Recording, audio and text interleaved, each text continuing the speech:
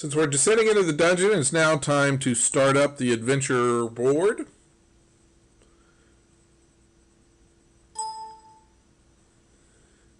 And as a default for the adventure board is we load up the map for Suponez's Apprentice, but that could also be, you could change it and put another JPEG in there that serves as the map. And so we are going to add tokens. Here we've got a, going to be adding party of 4. I like to have the party be the good guys wear white. And so characters will move, fighters first, and he's moving down. You can keep track of party order as they're moving down. Mage probably coming here, and cleric bringing up the rear because he has some armor. Alright, so we reach Mapcode A, and now it's time to read Mapcode A. A magic mouth appears on the wall as the party reaches the first landing of the stairs. Vision without execution is hallucination. The magic mouth disappears after delivering its message. Another set of stairs descending into the darkness beckons. All right. So now we need to do a couple of skill checks that the mage is going to do, and they're both skill checks of 10. And the first skill check is spellcraft.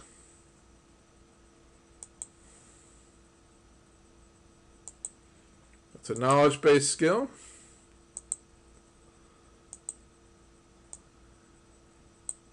Spellcraft. Our mage is going to do this. It's at a 10. No buff. Die roll. He makes it.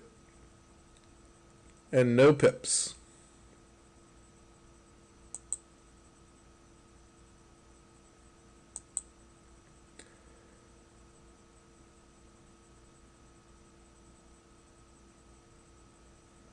So he learns from the spellcraft that this is a magic mouth and that it needs to be reset after it is triggered. So something has triggered it. It would need to be reset to start it again. So that's a piece of information that has been learned. We do not know exactly what the trigger was, but we do know that something about that set off the trigger. And could be just because the person passed it or whatever. But now we're also going to need to do a perception roll, DC 10, for the mage. We'll now do a perception roll.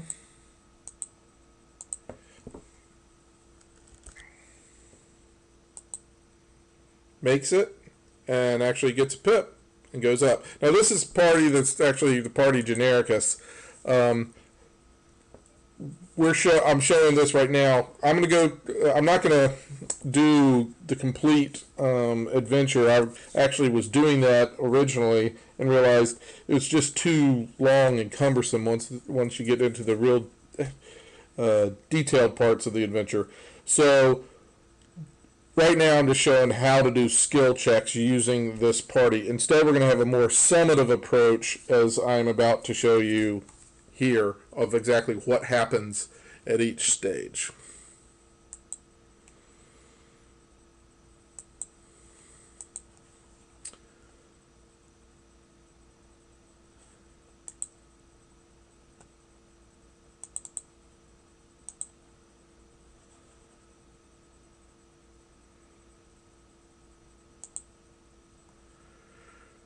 So they made it here. So with the perception, you recognize that the voice of the magic mouth is Suponez's. So Suponez probably left that magic mouth, and he said it with a trigger that you have now triggered. Why would he want to tell you vision without execution is hallucination is up to your intuition. So continuing down using the adventure workbook, the adventure board, is we're going to now hit B and we're going to trigger it again.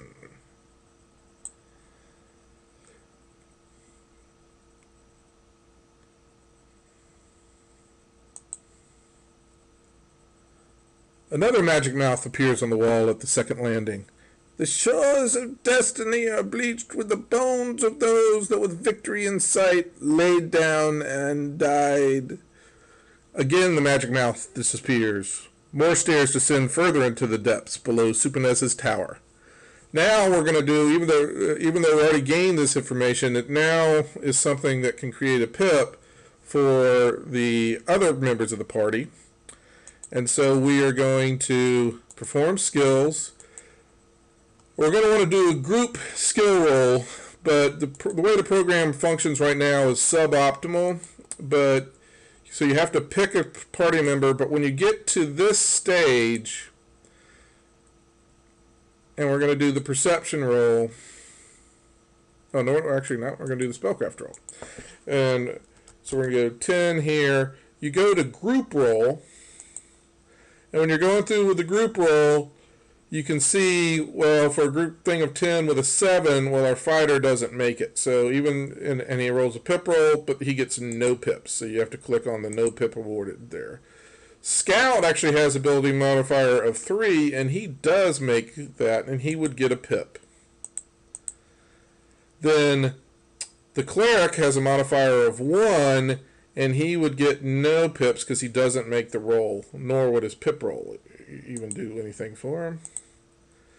And then we do get a success out of the mage, but the pip roll is too high, so he does not get a pip when things are going, so you keep track of that, and he goes no pips. And then we would also do that for the perception skill, but now I've shown how to do both a group roll and a individual roll using the program adventure workbook. So let's check into how Party Genericus did the first time through, as well as Party Pips. Both Party Genericus and Party Pips made the checks to realize that the magic mouth was cast by Suponez. The implications for this were still unknown to both parties. And thus ends this little video for Mapcodes A and B.